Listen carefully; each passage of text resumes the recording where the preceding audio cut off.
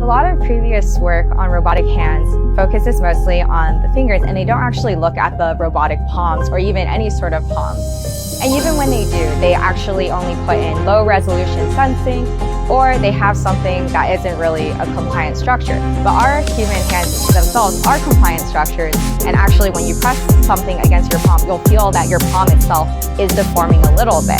That's why we wanted to integrate both of this, both the high resolution tactile sensing and also this sort of structural compliance as well.